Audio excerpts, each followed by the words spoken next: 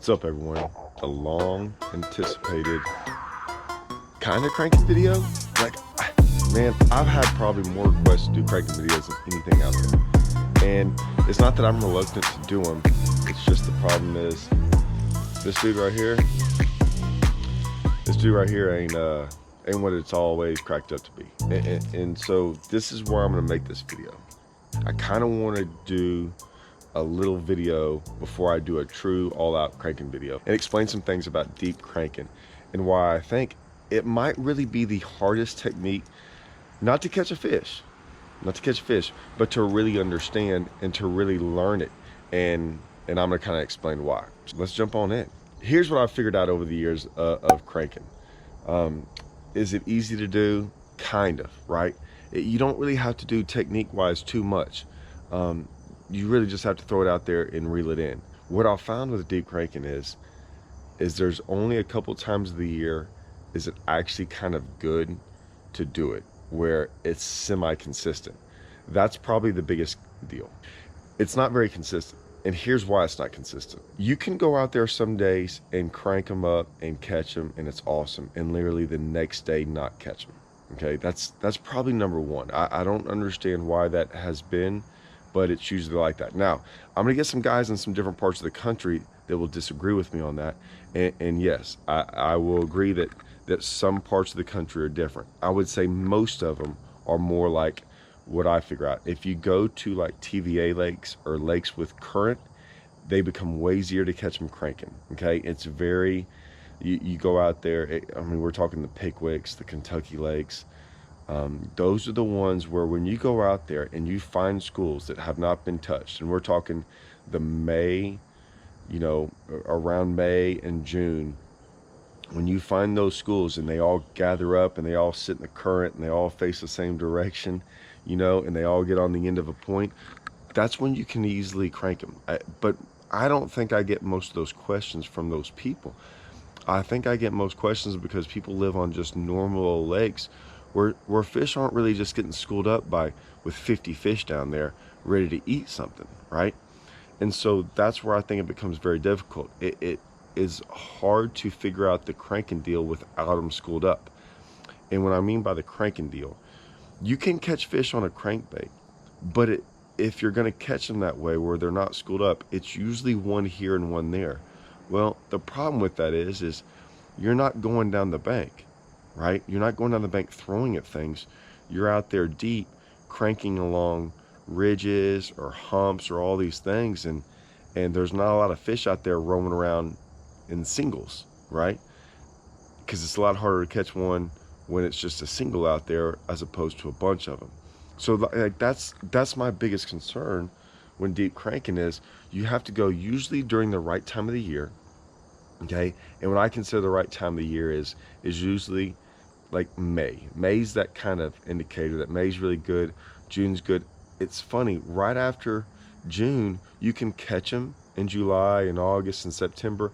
That's when it becomes really, really inconsistent, in my opinion. That's where, I'm not saying you can't have some days, but you're trying to learn. We're talking about learning the actual, really how to figure out cranking, because it's like it almost happens randomly. Like you can't, it's very hard to just go, hey, I'm gonna go crank today and figure them out or find them. And so that's part of the issue, is that like maybe a month or two is good, and then after that it starts becoming very, very inconsistent. The water column, like finding them in that water column, because as you get closer to July, August, September, if you look at my video, right, my last video I did on the thermocline, that plays a lot to do with it.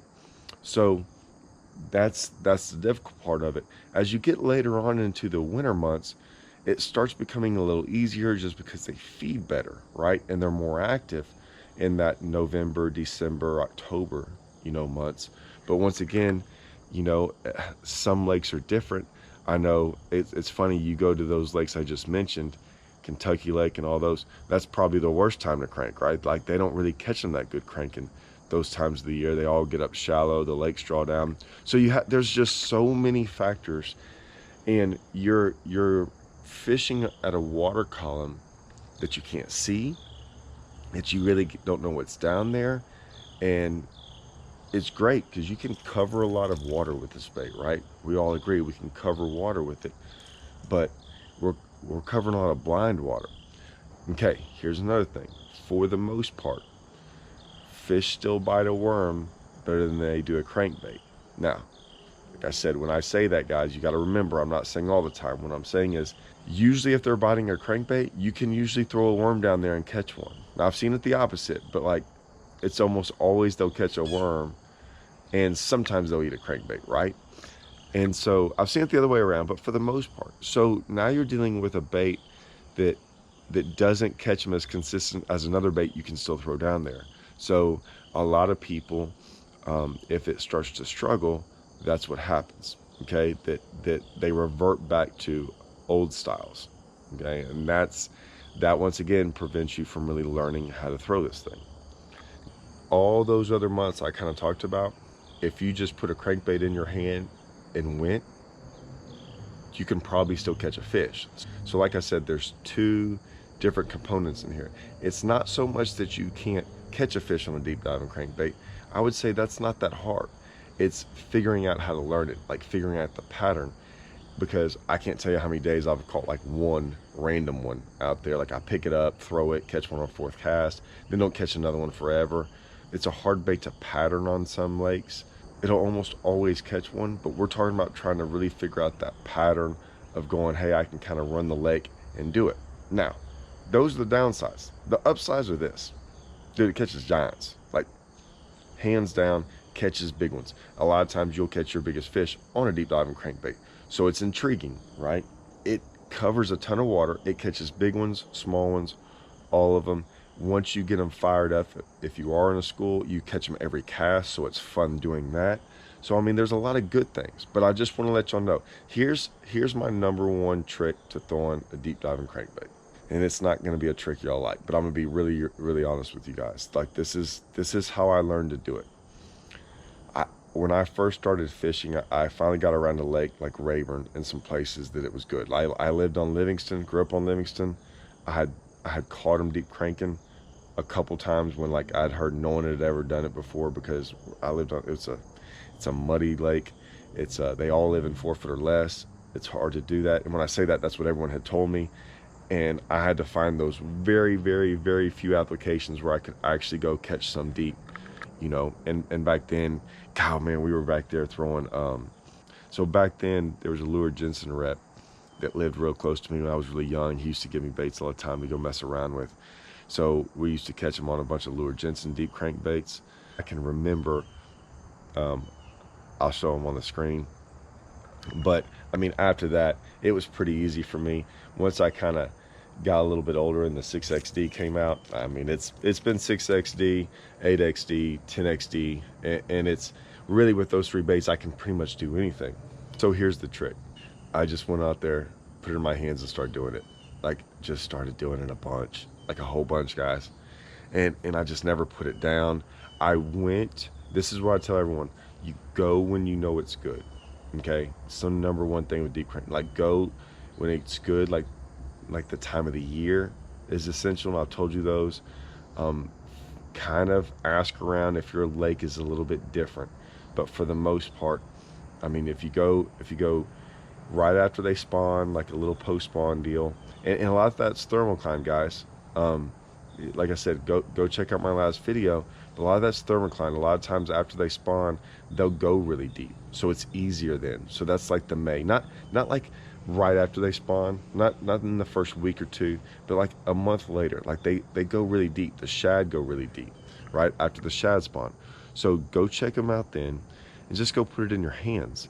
And I just went and just cranked and cranked and cranked and cranked, and I didn't really worry too much about color, guys. Color is one of those deals is you can always get by with just a regular shad color, okay? Like some type of shad, semi-pretty color, right? I mean, you can go with citrus shad, right? You can go with a normal splatterback, right? Go with like a real shad, natural shad, right? I mean, look at these. Some of these are just beat up. I mean, green gizzards. I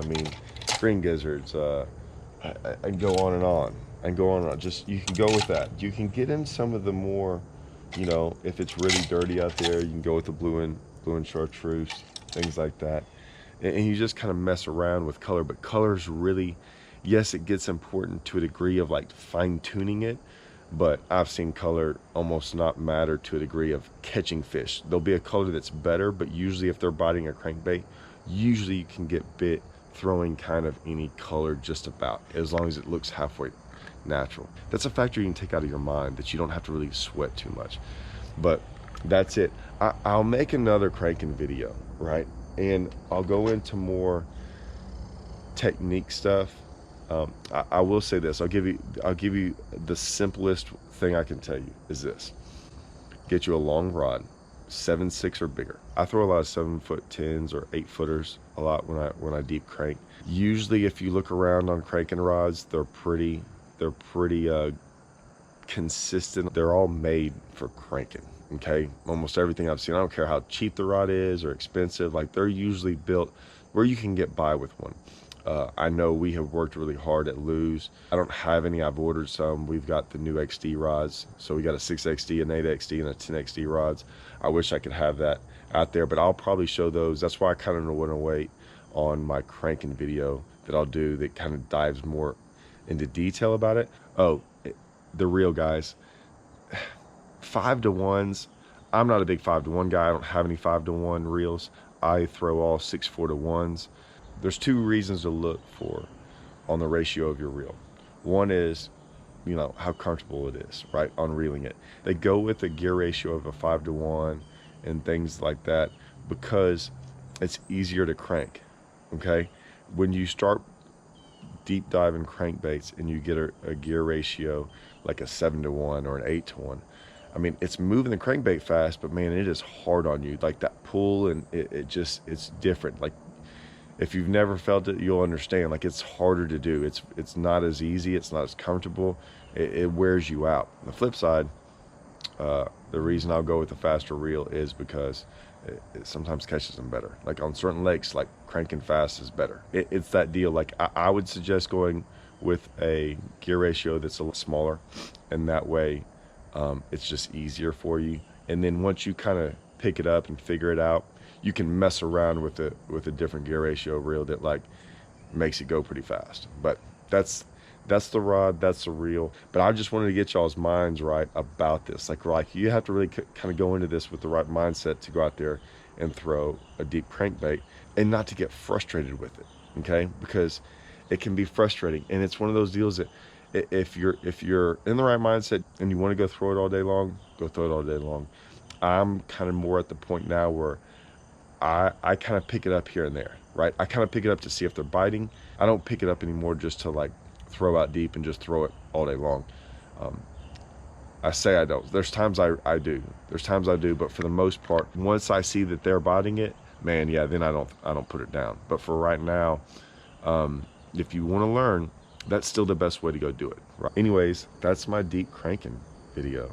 I'm going to do another one that dives more into the specifics, but man, I'm telling y'all, like this was a hard one. It's why I think I get so many questions, because it's not as just simple as going out there and throwing it, although it is, but it's very hard to understand and figure out the pattern and like the real getting a comfortable idea of what deep cranking's all about, to where you can pick it up at times rather than going, I wonder if they're gonna bite it, right? That's what I wanted to help y'all with. I hope this helps, and then I will work on an actual whole deep cranking video.